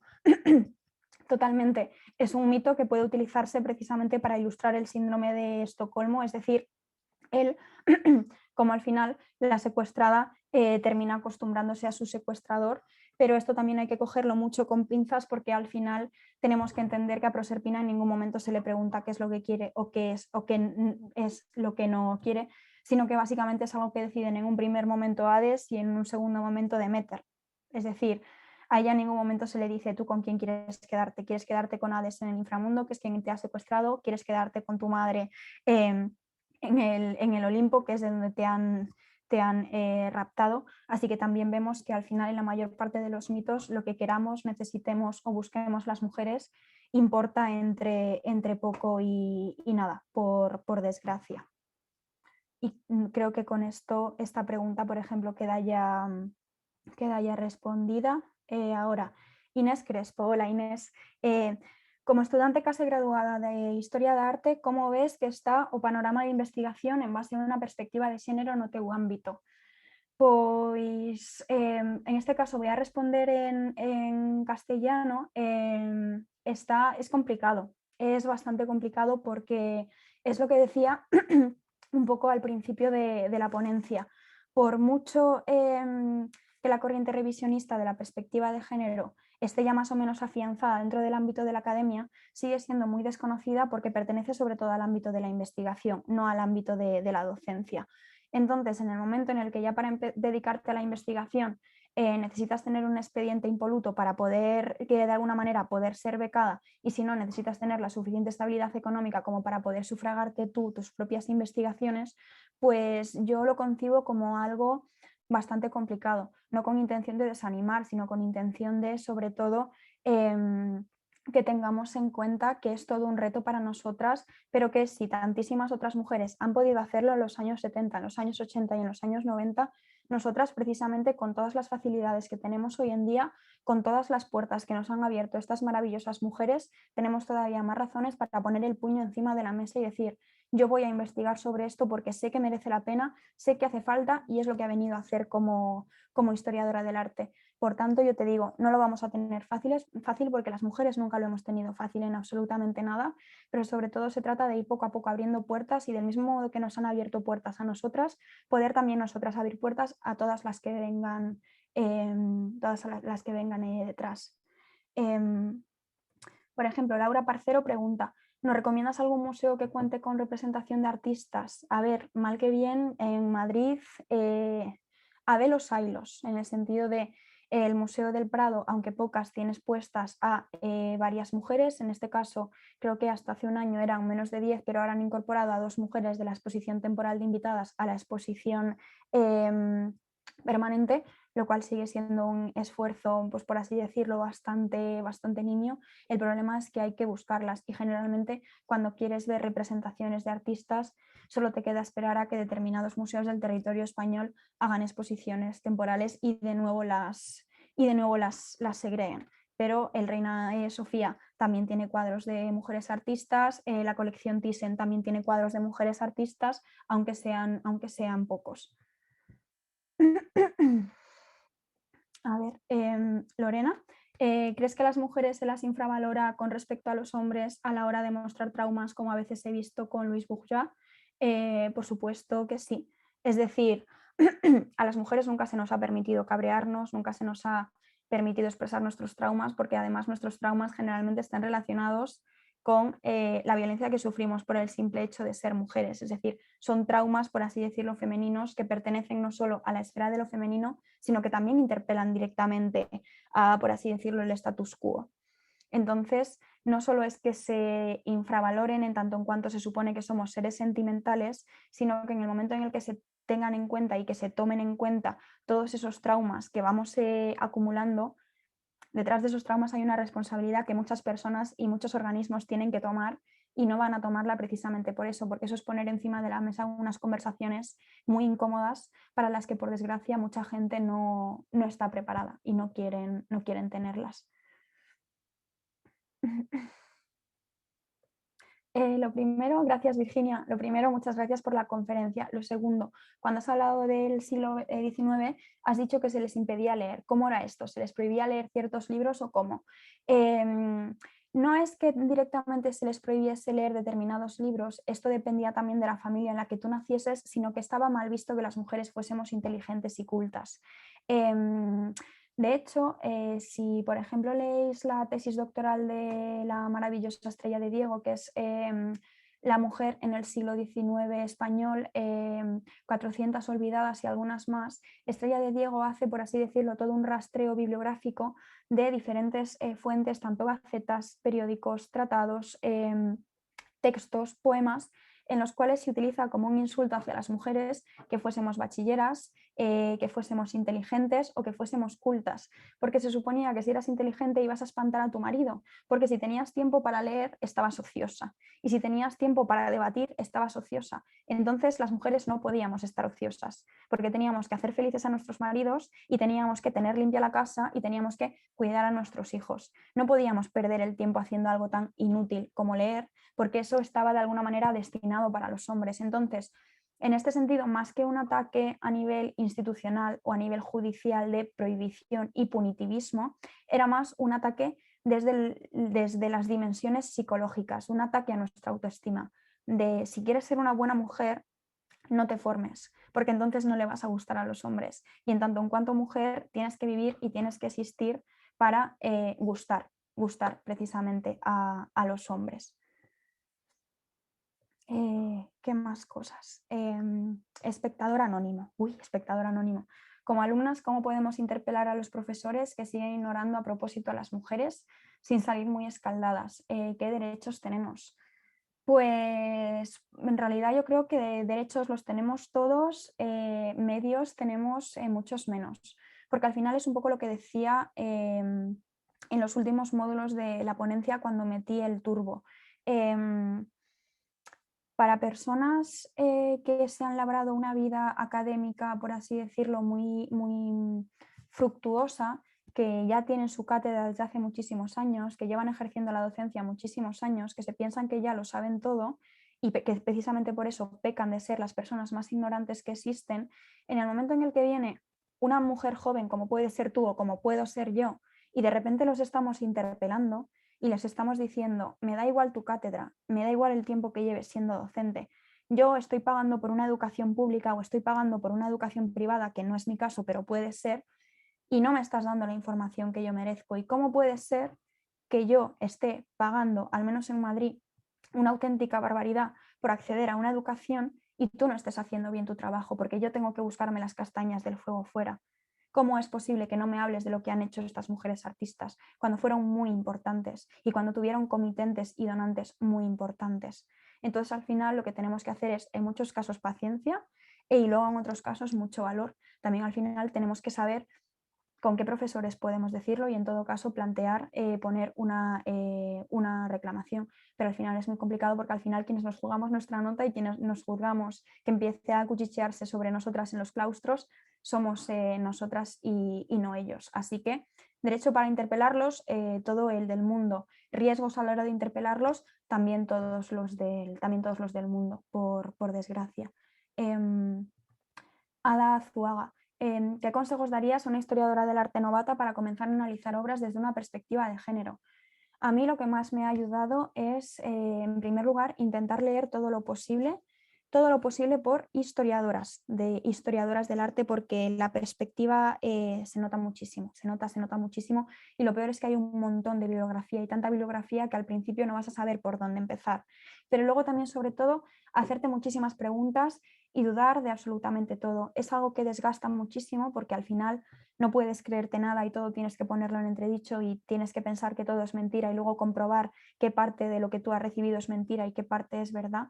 Pero a mí lo que me ha ayudado y lo que me sigue ayudando es eso, no dar nada por hecho, leer a las muchísimas mujeres que nos han precedido en nuestras disciplinas y que en muchos casos se han hecho las preguntas que nos hacemos ahora nosotras hoy en día, y no solo se las han hecho, sino que a través de labores de investigación las han respondido, y pues poco a poco ir acostumbrando la mirada. Yo es lo que digo, la perspectiva de género es también como un músculo, es también como aprender a andar en bicicleta. Una vez lo haces, no es que no solo no se te olvide, sino que cuanto más lo hagas, por así decirlo, como más ágil y con más facilidad vas a poder verlo todo.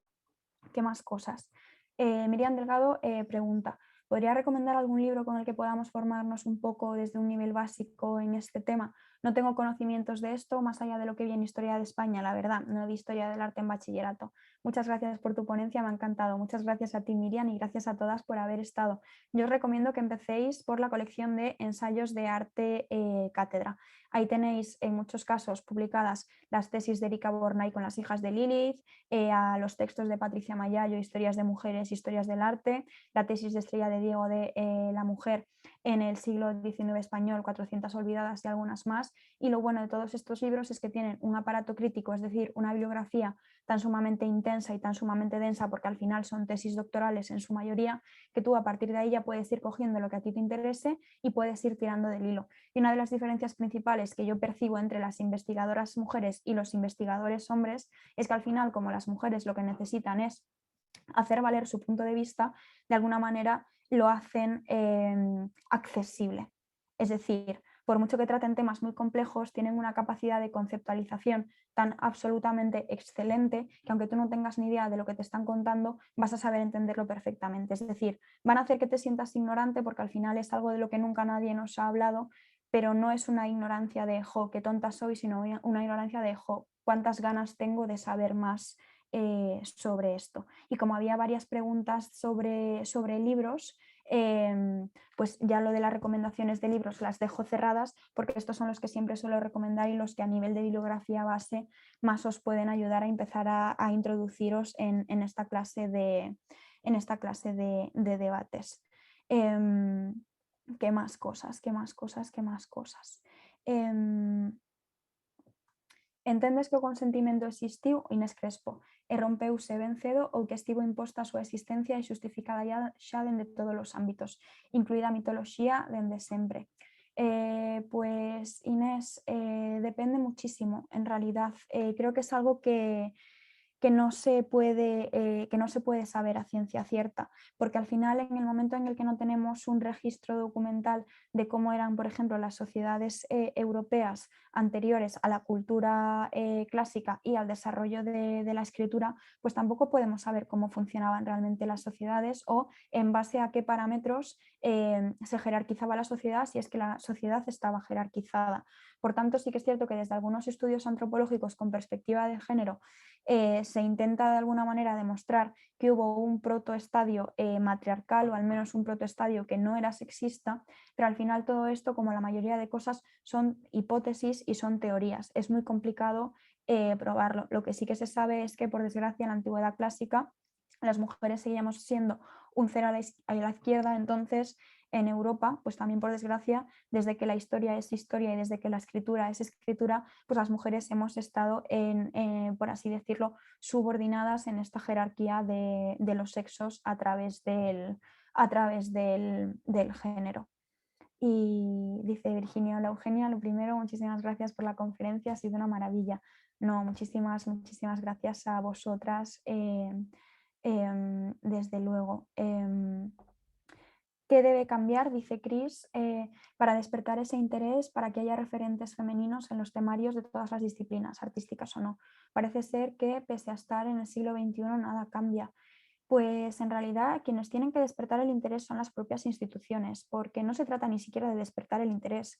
Se trata de que a la mayor parte de las personas no nos gustan las matemáticas y aún así tenemos que dar asignaturas de matemáticas, al menos hasta que podemos decidir por qué rama vamos. Nosotras en la mayoría de los casos no elegimos la educación que recibimos, lo eligen en todo caso los poderes políticos a través del sistema educativo y de sus consiguientes reformas. Entonces, hasta que no se ponga el puño en la mesa y se entienda que no puede ser que lo masculino sea lo universal y lo femenino sea lo residual, no van a cambiar las cosas. Hasta que no haya un compromiso político verdadero y real y sobre todo que se extienda en el tiempo y que no dependa del partido político que gobierne en este país y del partido político que gobierne en las sucesivas comunidades autónomas, no se trata de despertar ese interés, se trata de exigir que haya o no interés, tenemos que introducir estas cosas, porque si no estamos fallando al rigor histórico. Ya no se trata incluso ni de adoctrinar ni de politizar. Ya para empezar,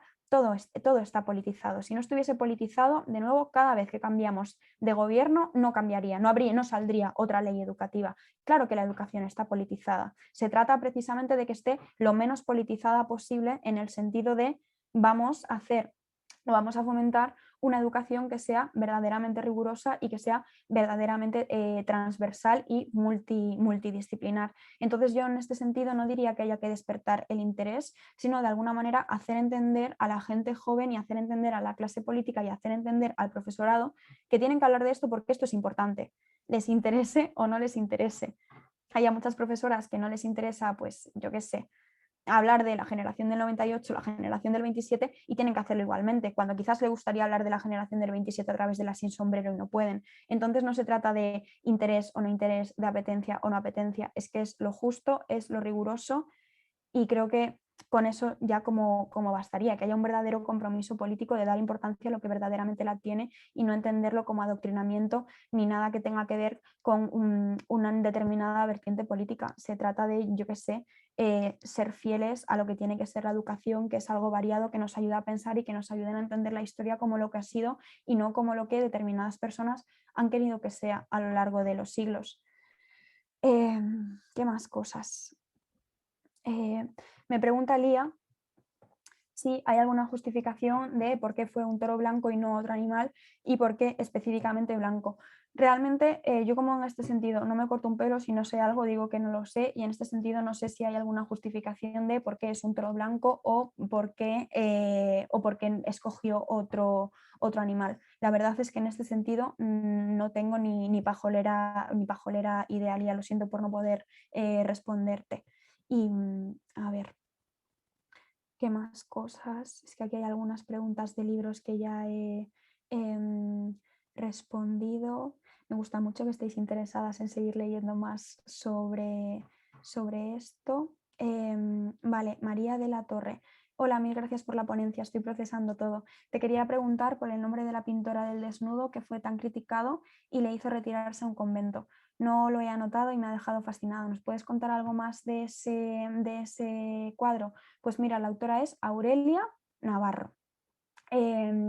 Si pones desnudo de mujer Aurelia Navarro, incluso desnudo de mujer invitadas, vas a tener acceso a él y es curioso porque ahora ese cuadro, cuando se ha clausurado la exposición invitadas, ese cuadro creo que está en un despacho individual de un consejo en Andalucía, es decir, no estás puesto en un entorno museístico y justo aparte en una de mis cápsulas de Patreon hablo de él este mes y de muchas veces pues la problemática de cómo muchos de estos cuadros de mujeres artistas terminan siendo donados por las familias y no son recogidos por entornos museísticos, así que terminan en algún edificio de alguna institución pública. En este sentido, Aurelia Navarro era una autora granadina, entonces creo que la mayor parte de su obra artística está diseminada por Andalucía.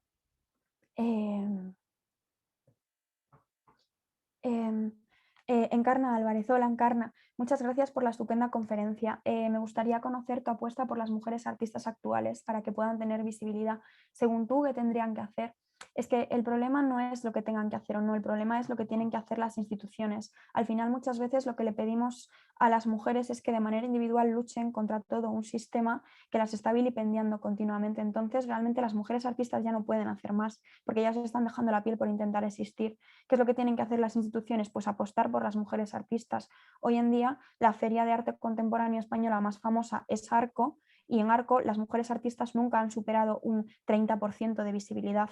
Entonces, no es que le pedimos a las mujeres artistas, es exigirle a Arco, de alguna manera, políticas de igualdad que sean efectivas. Sobre todo cuando tenemos en cuenta que en disciplinas como Historia del Arte y en Bellas Artes, del 60 al 80% de las matrículas pertenecen a mujeres. Es decir, del 60 al 80% de personas graduadas en Bellas Artes son mujeres. ¿Qué más les vamos a pedir?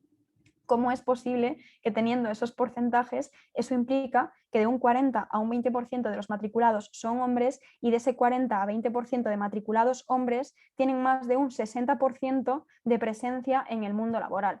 Por eso el problema no es qué tienen o no tienen que hacer las mujeres artistas, es qué vamos a exigirles a los organismos oficiales, qué vamos a exigirle a los organismos institucionales y qué vamos a exigirle al mercado del arte, que es el que verdaderamente tiene que dar la cara por esas mujeres artistas, porque ellas más no pueden hacer. Yo como historiadora del arte y divulgadora lo que puedo hacer es cederles mis espacios, es hacerles entrevistas, es que vengan a mí, me quieran hablar de su obra y yo pueda difundirla, pero al final es pedirles a ella y pedirme a mí y pedirme a mí que hagan un trabajo por el que ya están pagando a gente y a ellas no les pagan y a mí tampoco me pagan. Y entonces yo te digo, Encarna, no es que tendrían que hacer ellas, es qué debemos exigir a las instituciones y qué debemos exigir a los poderes que imperan en el Estado español para que haya este cambio de dinámica. Porque ya no sirve, ya no me sirve el es que no hay mujeres artistas. No, no, no. Ya tenéis ahí las estadísticas de mujeres en las artes visuales en las que se pone de manifiesto que tanto en Historia del Arte como en Bellas Artes del 60 al 80% de matrículas son matrículas femeninas. Y bueno, ya van a ser -5, así que ya he estado 2 horas aquí, bu, bu, bu, bu, bu, bu, bu, bu, bu. Creo que ya es suficiente. Voy a dejar de compartir pantalla, que todavía no lo he hecho. Y es eso, pues no sé, muchísimas gracias también a las que os habéis quedado hasta ahora. Sé que me he dejado varias preguntas sin responder, pero por tiempo me ha sido imposible. Pero de nuevo, darle las gracias mil veces a Artellando Feminismo por haberme tenido aquí y también vosotras por haber demostrado interés en esta, tanto en esta ponencia como en todo lo que hay, detrás. Y pues Yara, no sé si quieres decir algo más, si quieres que cortemos ya, pero yo ya me pongo a tu disposición. Nada, Eugenia, mil gracias a ti por la ponencia, que ha sido fantástica. Solo avisar a la gente que estuvo preguntando que la grabaremos. Bueno, ha sido grabada y la colgaremos en YouTube para el que no ha podido verla o el que la quiera volver a ver y o compartir. Que encantados y que mil gracias a todos por formar parte de Atallando Feminismo. Muchas gracias.